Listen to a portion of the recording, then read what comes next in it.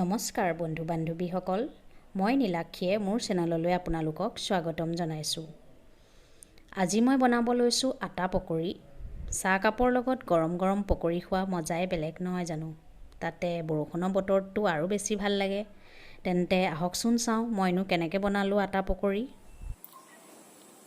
এয়া পিঁয়াজ, জলকীয়া আৰু কেইডালমান দাংবডি লৈ লৈছোঁ।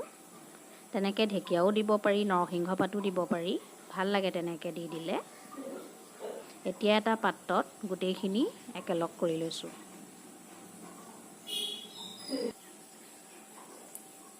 আৰু তাত হালধি লৈছোঁ,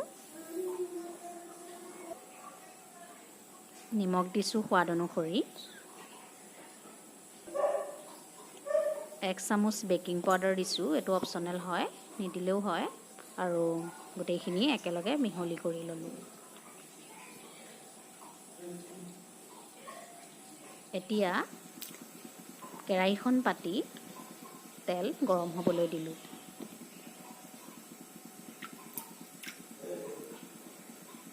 তাৰপিছত এটা এটাকৈ হাতেৰে দি গৈছোঁ।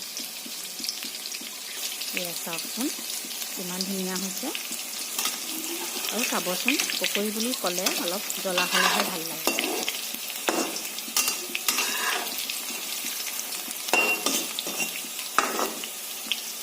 এয়া গৰম গৰম পকৰি ৰেডি। তেন্তে জনাবচোন ভিডিঅ'টো চাই কেনে পালে। আৰু যদি ভাল পালে তেনেহ'লে লাইক, শ্বেয়াৰ, কমেণ্ট আৰু ছাবস্ক্ৰাইব কৰি দিব। তেনেহ'লে আজিলৈ আহিছোঁ, ধন্যবাদ।